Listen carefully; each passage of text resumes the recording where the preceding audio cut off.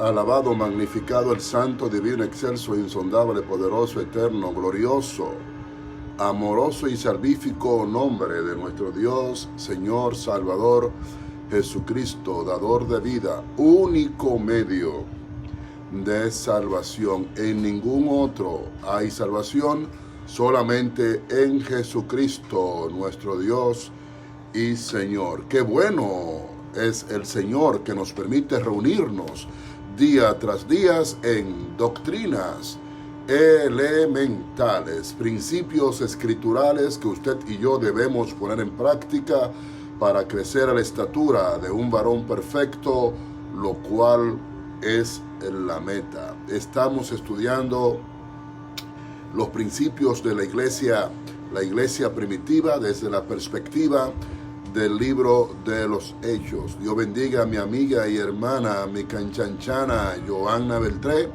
quien está en recepción ahora de esta entrega.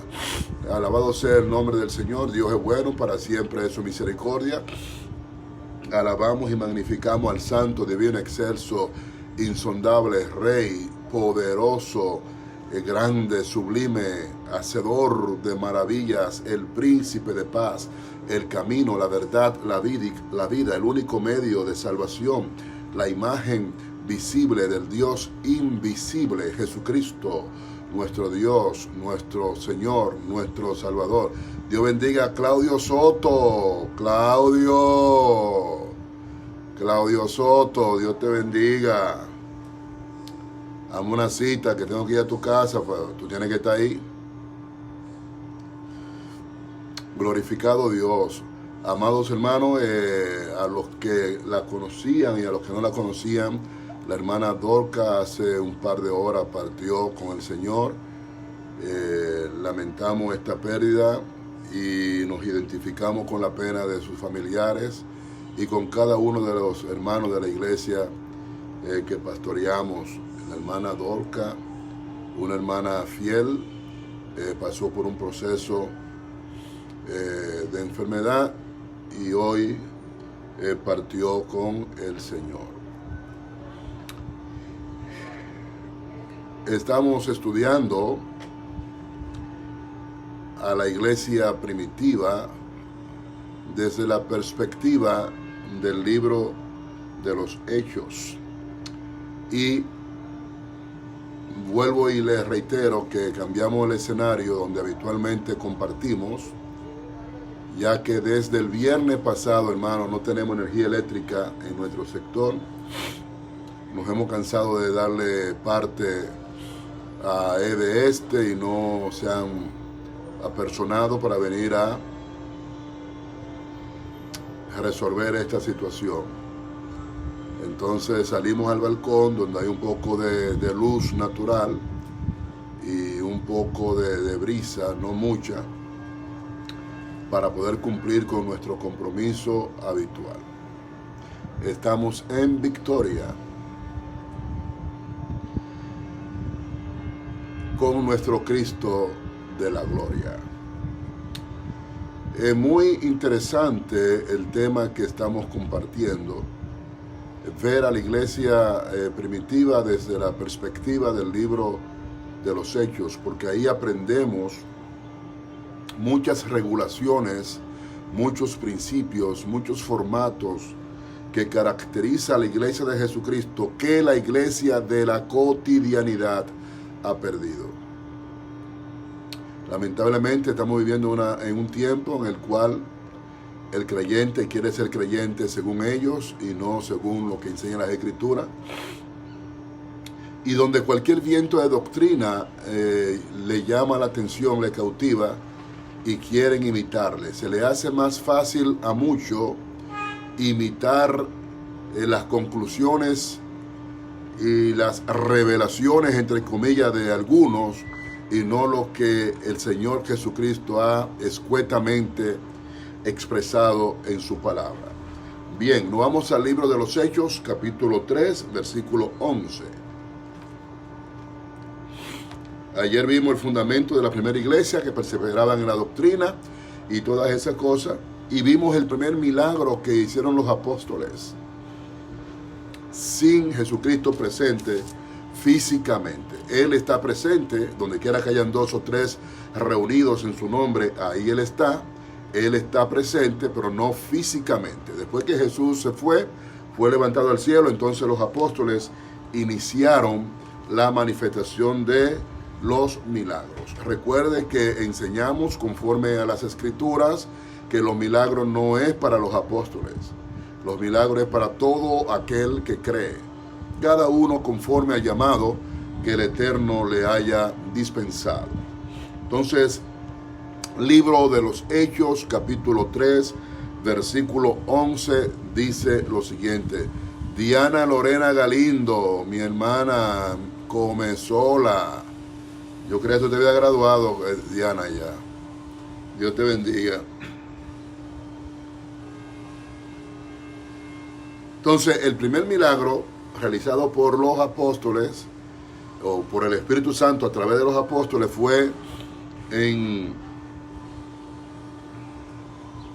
el templo, en la puerta que se llama La Hermosa. Ahí ocurrió este milagro. El templo, recuerden que el templo, no habían muchos templos. En Israel no había muchos templos, había un único templo, y ese templo obedecía a los saduceos.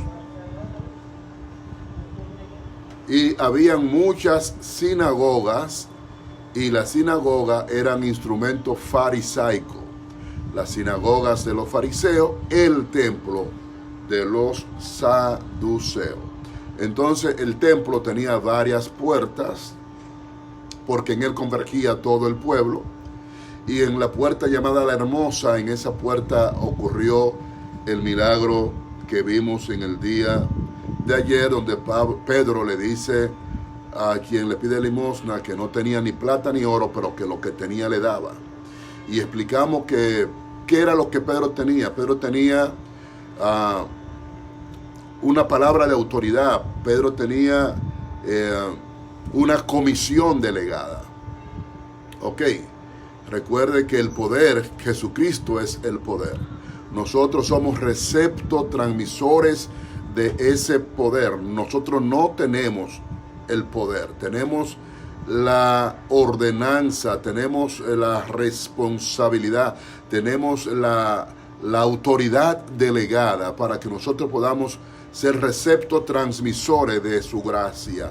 Por eso es que toda gloria, toda honra, todo poder, toda autoridad a Él le corresponde, porque solamente Él es digno de supremas alabanzas. Y ocurrió el milagro, y resulta que fue notorio, porque fue en público para todos lo que había acontecido. Todos pudieron testificar que este hombre hasta hace un rato era cojo y nació cojo. Es de aquí del patio, nosotros lo conocemos, pero ahora también lo vemos caminando, brincando, corriendo, lleno de alegría. Especificamos que hay milagros que yo no los entiendo. Yo entiendo los milagros que vienen de Dios, como Dios obra, como Dios opera. Pero hay milagros que muchos nos venden en la cotidianidad, que yo no los visualizo, no los entiendo. Personas que reciben un milagro, sea de vista, sea motriz, sea el milagro que sea, y se nos dice, no se preocupen, que ya Dios hizo el milagro, y en una semana, cuando Él comienza a dar pasito, va a caminar bien. Yo no entiendo, no lo digiero esos tipos de milagros. El milagro de Dios es ya. El milagro de Dios es un portento del cielo manifestado. Recuerde que predicamos la autoridad, el poder, la liberación, la sanidad, todo lo que nosotros predicamos, que cautiva al hombre aquí, y nosotros ejercemos poder y autoridad en contra de eso, es porque en el cielo no se ventila eso. Como representamos el cielo, entonces nosotros deshacemos todo lo que en el cielo no se digiere, no se acepta, no se visualiza, no se ve. Versículo 11, 3:11, dice lo siguiente. Y teniendo asidos a Pedro y a Juan, el cojo que había sido sanado. Oiga esto. Fue tanta la conmoción que recibió este hombre al recibir su milagro, que él agarró a Pedro y a Juan. ¿Ah? Y teniendo asidos y teniendo agarrados a Pedro y a Juan, él los agarró. Dios bendiga a Betania Lucas, la come sola, Dios le bendiga. Entonces él agarró a Pedro y a Juan, el cojo, teniéndolo asidos. Todo el pueblo atónito concurrió a ellos. El cojo agarró, vea esto en su mente. Dios hace el milagro a través de Pedro y de Juan, la gloria de Dios. El cojo recibe su sanidad inmediata, no gradual, no paulatina, no que ya tú no eres cojo, pero sigue brincando a ver si dentro de 2 o 3 días tú caminas. No, en el momento recibió su sanidad, en el momento, y agarró a Pedro y a Juan. Los agarró. Imagínese la emoción que él tenía. Todo el pueblo, atónito, concurrió a ellos, al pórtico que se llama de Salomón. ¿Dónde fue el milagro? En la puerta de la Hermosa, por donde Pedro entró con Juan. Ahí ocurrió el milagro, pero ahora aparecen en el pórtico que se llama de Salomón. Parece que la brincadera y la corredera se movió de una puerta a otra. Vaya cogiendo. Entonces ya no están en la puerta de la Hermosa, sino que están en la puerta que se llama de Salomón. Y viendo esto, Pedro, ¿qué vio Pedro? Que todo el pueblo concurrió a ellos, porque fue notorio para todos lo que había ocurrido. Número 1, conocían al ciego, al cojo de nacimiento. Número 2, tuvieron la oportunidad, como era la hora tercera, la hora número 3, a las 3 de la tarde para la oración, vieron a Pedro realizando el milagro. Vieron el alboroto que hizo el cojo, que salió brincando, que salió corriendo y agarró a Pedro y a Juan y no quería soltarlos. Y todo el pueblo, maravillado, atónito, concurrió a ellos, al pórtico que se llama de Salomón.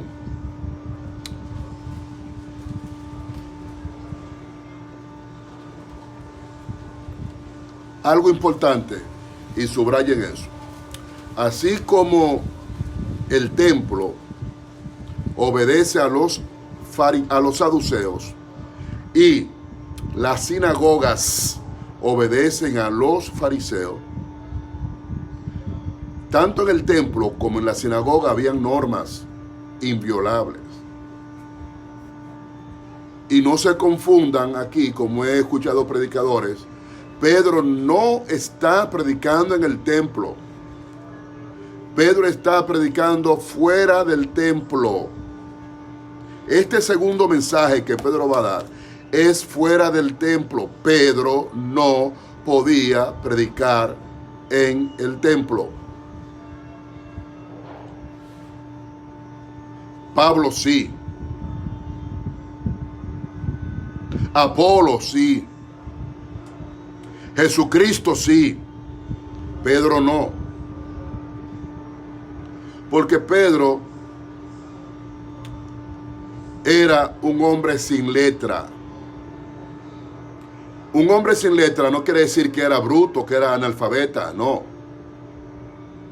Él sabía leer, él sabía escribir, él sabía expresarse. Todo niño judío, desde que cumplía 5 años de edad, se le educaba a través de las escrituras, principalmente por la Torá, los libros de Moisés, los salmos de David, algunos proverbios de Salomón y algunos trozos del libro de Josué. Con esa escritura se le enseñaba a un niño judío, si era varón, desde que cumplía 5 años, a leer, a escribir, a sumar, a restar, a multiplicar. Entonces, ¿qué es lo que es un hombre sin letra? Un hombre sin letra no es un analfabeta, porque todo niño en Israel tenía que ser educado. Ahora, se le consideraba hombre sin letra a aquel que tenía la preparación, vamos a decir, elemental o primaria. Sabía leer, sabía escribir, sabía sumar, sabía restar, sabía multiplicar, pero a cierta edad se dedicaba a un oficio productivo y no continuaba la profundización de los estudios. Por varias razones.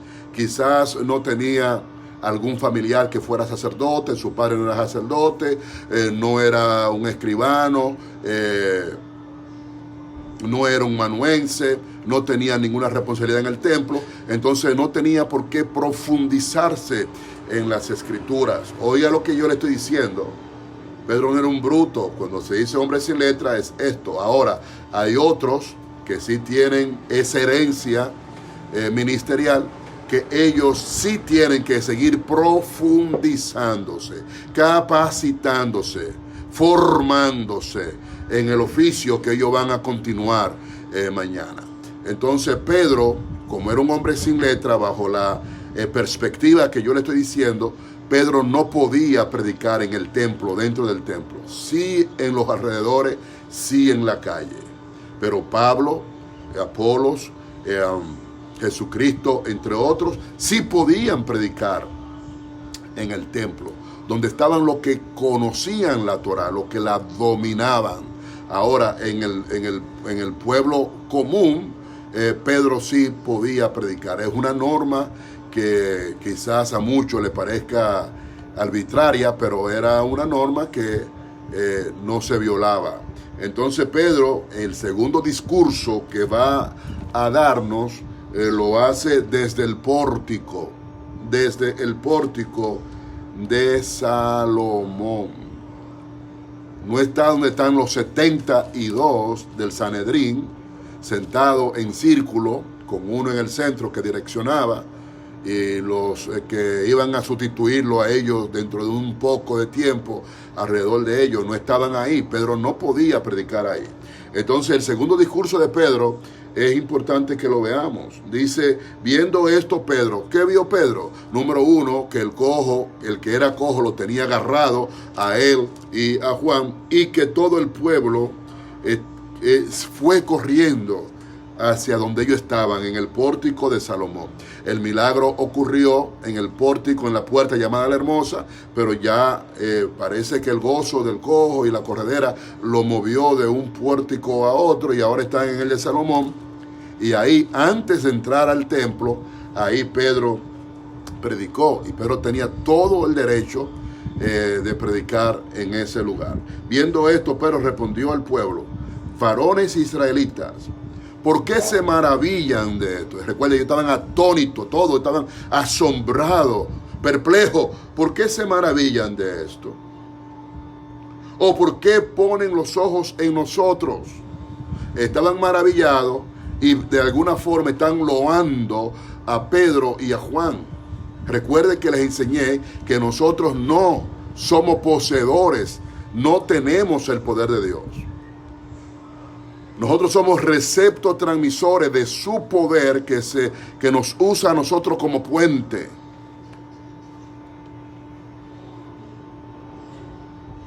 Deben tener eso claro. Entonces Pedro tenía eso claro.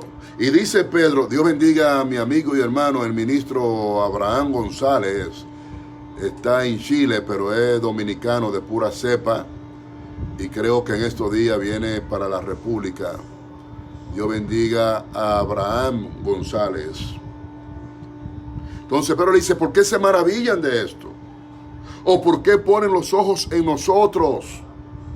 Como si por nuestro poder o piedad hubiésemos hecho andar a este. Pedro está reconociendo que lo que se manifestó no era de ellos, porque nosotros no poseemos el poder de Dios, sino la autoridad delegada de accesar a su gloria, a su poder, a través de la fe que es Jesucristo. La fe, ni siquiera la fe es un don de nosotros. La fe es una persona, Jesucristo. Y el poder es Jesucristo. Entonces, en hebreo ni siquiera el verbo haber o tener existe. No existe el verbo tener. No existe el verbo tener. Entonces, yo creo en la fe que es Jesucristo. A mí me usa el poder que es Jesucristo. Yo estoy en la verdad que es Jesucristo. Yo ando en el camino que es Jesucristo. Yo tengo la vida que es Jesucristo. Yo tengo la luz que es Jesucristo. Entonces debemos tener eso claro.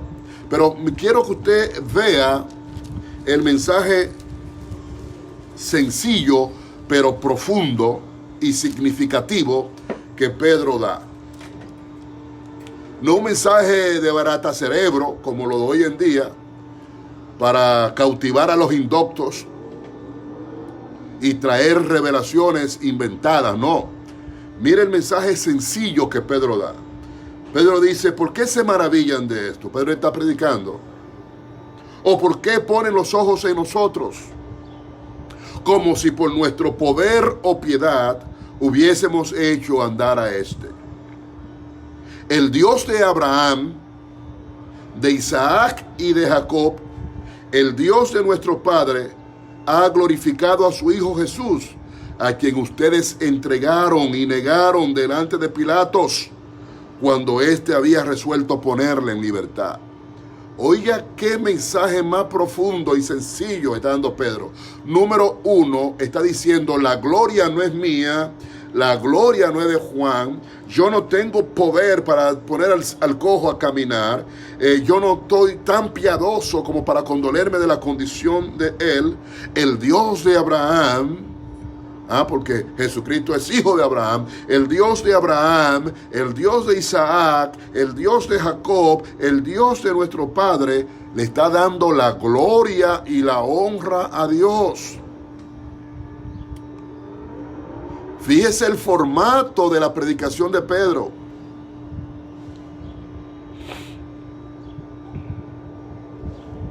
Ha glorificado a su Hijo Jesús, a quien ustedes entregaron.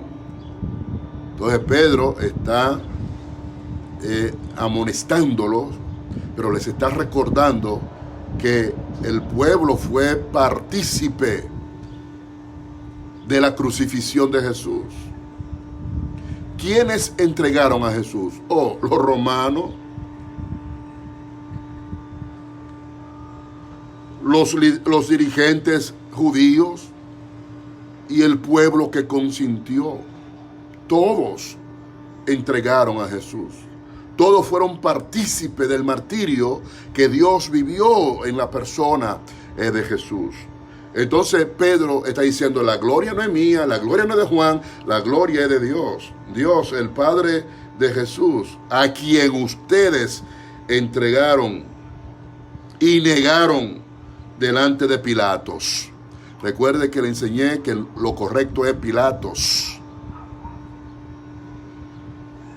Latinizado Pilato, no hay problema. Pilato o Pilatos. Pilatos es lo correcto. Cuando éste había resuelto poner libertad, mire qué dato nos está dando Pedro. Pilato había resuelto poner a Jesús en libertad. Porque le enseñé en una de las entregas, cuando hablamos de Jesucristo, que los juicios a los cuales Jesús fue sujeto por parte de Pilatos y de Herodes eran juicios políticos. Porque a Pilatos le llevaron a Jesús como uno que se autoproclamaba rey de los judíos, teniendo los judíos un rey romano. Oiga esto. Entonces Pilatos está analizando a Jesús, lo está interrogando desde esa premisa de que él es rey. no lo está presentando como un libertador espiritual, no. Ellos fueron y se lo vendieron como rey para que Pilato arremetiera en contra de Jesucristo. Y recuerdo que le enseñé el carácter bravío que tenía Pilato, lo sanguinario que era Pilato, y por qué estuvo suave con Jesús. Cuando Pilato le interroga y le pregunta en varias ocasiones, ¿eres tú rey? ¿Eres tú rey? ¿Eres tú rey? Porque a él se lo llevaron como un líder político que ponía en tela de juicio la autoridad de Roma. Esa fue la mentiz que vendieron los sacerdotes. Ahora, cuando Pilato vio que el asunto no era político, él dijo, me voy a lavar la mano. Yo he cometido un error y lo voy a soltar. Y Pilato fue tan claro que le dijo, pero si el asunto es de su ley, de su costumbre, júzguenlo ustedes. Yo le estoy juzgando porque yo creo que es un problema político, pero yo veo que este hombre ningún problema representa para el reino que yo represento y administro. Deben tener eso en la mente, claro.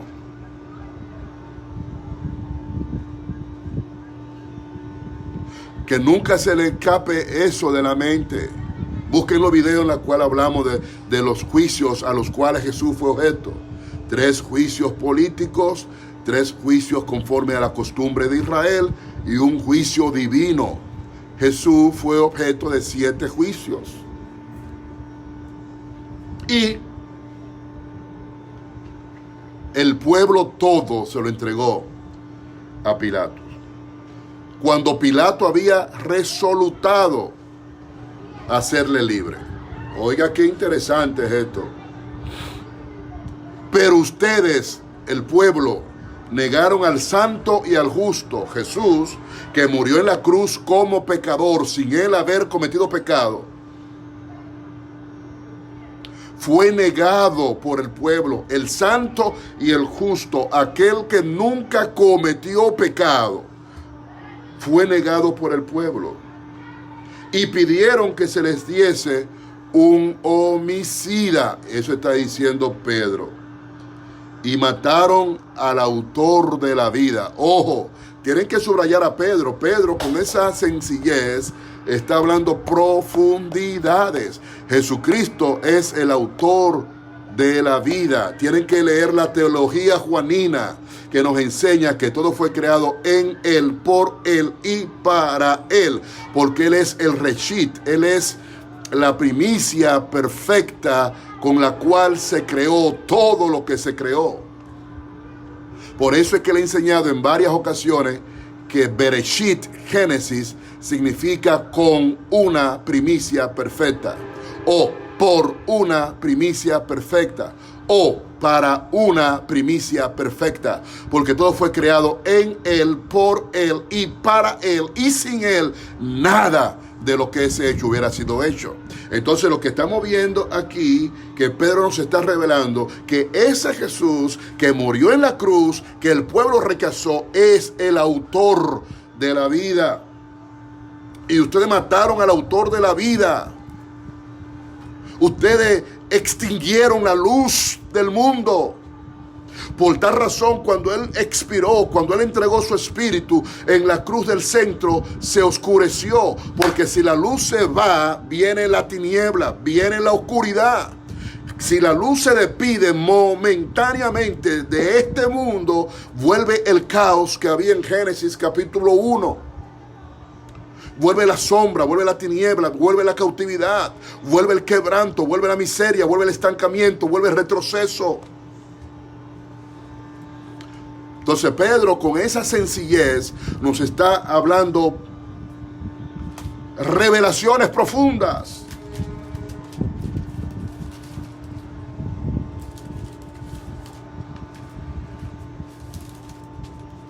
Verdades insoslayables que definen y regulan el evangelio de salvación. Mataron al autor de la vida.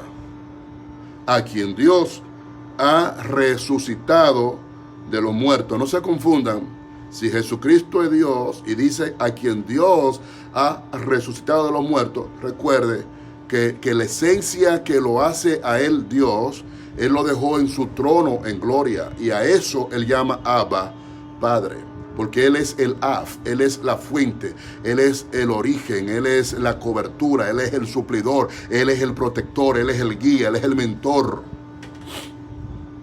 Entonces, Jesús como hombre dependía de esa esencia que lo hace a él Dios, pero que él lo dejó en su trono de gloria para venir a la tierra como el segundo Adán. Y usamos una expresión que en la teología hebraica no me permito utilizarla, pero que es común en la teología greco-romana, que es kenaos, que es un vaciamiento. Él se vació de lo que lo hacía él divino y dejó eso de lo que él se vació en su trono en gloria. Entonces vino como el segundo Adán, y a eso que él dejó allá arriba él le llama papito, él le llama Abba. Abba, Padre, papito lo llama, porque él es el Af, él es la fuente, él es el origen, él es el protector, él es el suplidor, él es la cobertura, él es el principio de todo y de todos.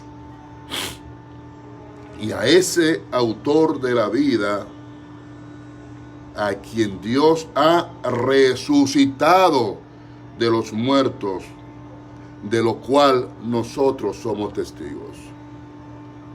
Ahora, ¿qué implica Pedro con nosotros? ¿Exclusivamente a los 12 apóstoles? ¿O a los 11 más el sustituto de Judas? No. Implica a nosotros, implica los 12 más los que estaban ahí, porque muchos de los que estaban ahí presentes vieron a Jesús escarnecido, vieron a Jesús crucificado, vieron a Jesús cuando murió, vieron las señales que la naturaleza dio cuando él se despidió. Pero al tercer día resucitó el sábado, y ya el domingo es consciente el pueblo de que él había resucitado. Ya el domingo fue investido con un nombre que es sobre todo nombre. Y después, durante 40 días, fue visto por los apóstoles y por muchos del pueblo con pruebas indubitables de que él era el que había muerto y resucitado. Entonces nosotros, no es exclusivo de los 12 apóstoles, nosotros, los 12 apóstoles, más muchos miembros de la colectividad que estaban presentes en esos sucesos que acaecieron en esa oportunidad. Y son testigos, porque nosotros debemos ser testigos de Jesucristo. Unos, los apóstoles, testigos, lo vieron vivo y aprendieron de él vivo. Otros, los que nos ramificamos de ahí para acá, debemos ser testigos de su poder, de su autoridad, de su gloria, de su amor, de su misericordia, de todo lo que él legó a la iglesia para que la iglesia exhiba que está predicando el reino. Recuerde que establecimos ayer 4 señales características de que estamos predicando el reino. Número 1, estas señales seguirán a los que creen. Echarán fuera demonios. Hablarán en nuevas lenguas. Si bebieren cosas mortíferas no le dañará. Sobre los enfermos impondrán la mano y sanarán. 4 señales que testifican que estamos predicando el reino. Porque el reino es deshacer el dominio de Satanás aquí en este mundo.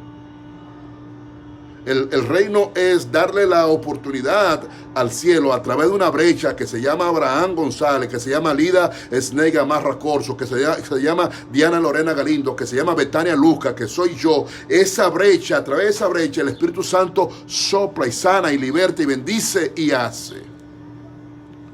Como una forma de testificar que está predicando el reino.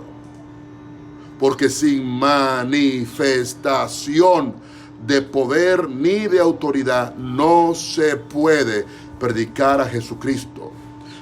Jesucristo no es simple retórica. Jesucristo es enseñanza, pero es predicación. Jesucristo es adiestramiento, pero es práctica. Jesucristo es revelación del oculto con dominio de las Escrituras, pero con el influjo del poder del Espíritu Santo. Para sanar, libertar, bendecir, direccionar al hombre. Versículo 16. Por la fe en su nombre, por creer en su nombre, recuerde que Jesucristo es la fe, a este que ustedes ven y conocen. ¿Quién es el que ellos veían y conocían? Al ciego. Lo ven ahora corriendo, brincando, pero ustedes lo conocen desde que nació cojo. Entonces a este que ustedes ven y conocen, le ha confirmado su nombre. ¿Ah? Entonces, una práctica, una terminología que hemos desplazado y sacado de nuestro vocablo con el tiempo es esa confirmación. Cuando había una manifestación del poder de Dios sobre alguien, era una confirmación en el nombre de Jesucristo. Ha confirmado su nombre y la fe que es por él ha dado a esta completa sanidad en presencia de todos ustedes. Entonces ellos fueron testigos de la hazaña que Jesucristo hizo sin estar físicamente presente en este cojo. Pero ahora, hermanos, sé que por ignorancia lo han hecho, como también ustedes, gobernantes.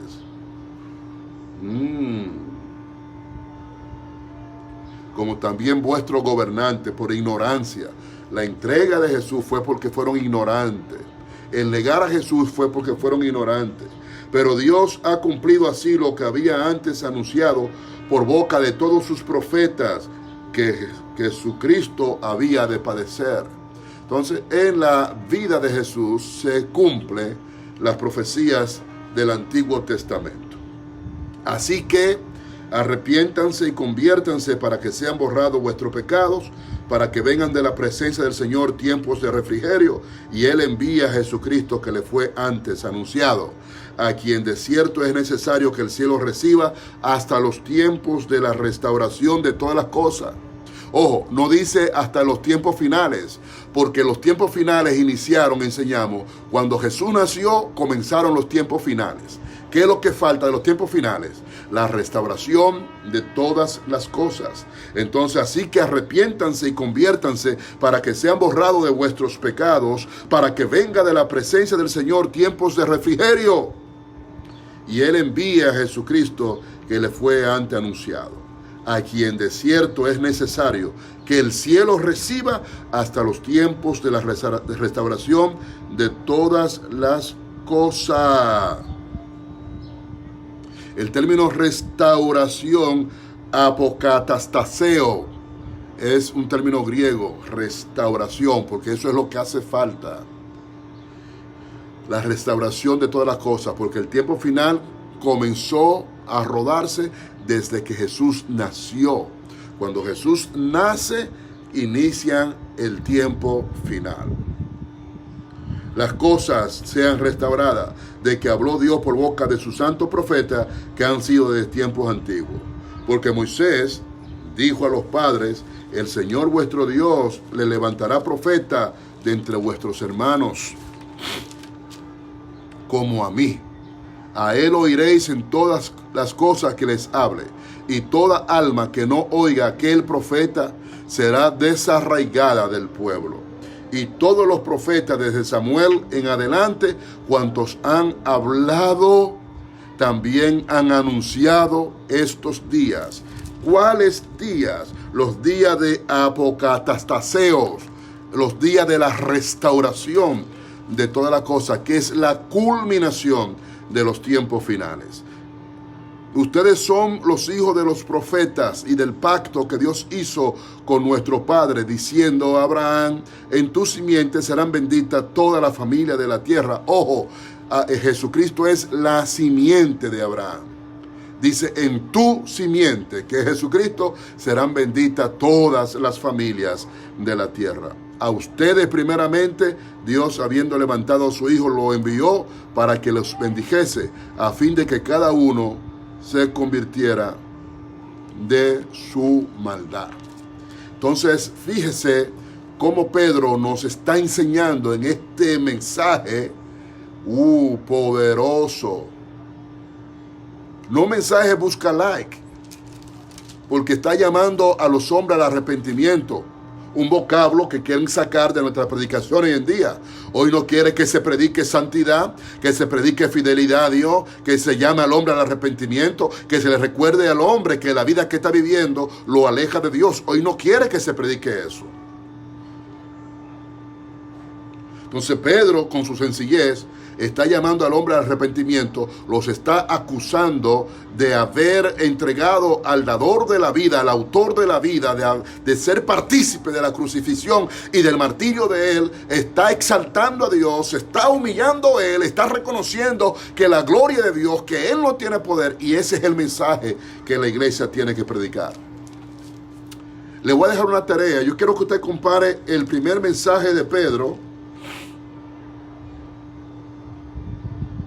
en el libro de los Hechos 2:14 en adelante, y lo compare con el mensaje de Hechos 3:11 en adelante. Copie los dos mensajes uno al lado del otro y mire los puntos en común que tienen este mensaje. Ahí hay dos mensajes de Pedro, dos discursos de Pedro, cómo la iglesia primitiva predicaba y cómo le daba gloria a Dios. Cómo iniciaba el hombre humillándose, el hombre exaltando a Dios, el hombre reconociendo los méritos, la gloria, el loor de Dios que solo Dios puede hacer, y cómo termina llamando al hombre a la reconciliación y al arrepentimiento con ese Dios al cual el hombre, la humanidad toda, le ha fallado. Glorificado sea el nombre de Dios. Recuerde que estamos estudiando la iglesia primitiva desde la perspectiva del libro de los Hechos. Mañana, en el capítulo 4, si Dios lo permite, estaremos hablando sobre la primera persecución que vivió la iglesia primitiva. Porque Satanás, cuando vio que las obras que Jesús implantó, la iglesia la está multiplicando, entonces Satanás remete en contra de la iglesia. Y no hay ningún instrumento más viable para que Satanás ataque a la iglesia que el que está en poder, en autoridad política. Entonces vamos a ver al imperio romano siendo instrumento de Satanás persiguiendo a la iglesia. Vamos a ver todas las persecuciones que experimentó la iglesia, pero mañana vamos a ver la primera. En cada persecución vamos a ver la persecución, el tiempo que duró, y por qué motivo, bajo qué excusa, el imperio perseguía a los creyentes en Jesucristo, que más tarde se le llamó cristianos. Vamos a ver todo eso. Así como estudiamos Proyecto Job, estamos estudiando el libro de los Hechos hasta que lo concluyamos. Al finalizar, tendremos una idea acabada de la postura que como iglesia nosotros tenemos que asumir, los mensajes que como iglesia nosotros tenemos que compartir, la vivencia, la doctrina, el fundamento que nosotros tenemos que multiplicar, porque ese libro está para que echemos raíces. Ese libro, Pastora Rosa Enríquez, Dios le bendiga, ese libro de los Hechos juntamente con la Didache, nosotros podemos estudiarlos y vamos a tener una idea acabada del evangelio que nosotros tenemos que predicar, porque nunca antes la iglesia de Jesucristo había estado tan desubicada como la iglesia de hoy en día, tan alejada de los principios y las verdades teologales que definen al hombre, a la mujer, lavada con la sangre preciosa que Jesucristo derramó en la cruz del centro, para que nosotros emulemos su obra, sus hazañas, su maravilla y su prodigio. Que Dios le prosiga bendiciendo, que Dios le guarde. Su amigo y hermano Felipe Mendoza, agradecidos de que el Señor nos permita reunirnos día tras día en doctrinas, elementales, principios escriturales que usted y yo debemos poner en práctica para crecer a la estatura de un varón perfecto, lo cual es la meta. Estamos estudiando la iglesia primitiva desde la perspectiva del libro de los Hechos para que nosotros retomemos el camino del cual el tiempo, las sazones nos están desviando, para que preservemos la verdad del evangelio que nosotros hemos recibido como legado y no nos hallemos perdiendo el tiempo. Dios le bendiga. Hasta mañana, si Dios quiere. Bye bye. Recuerde que cuando yo concluyo, me quedo un par de minutos en el ordenador por si alguno quiere conversar algo conmigo. Salud. Hasta mañana.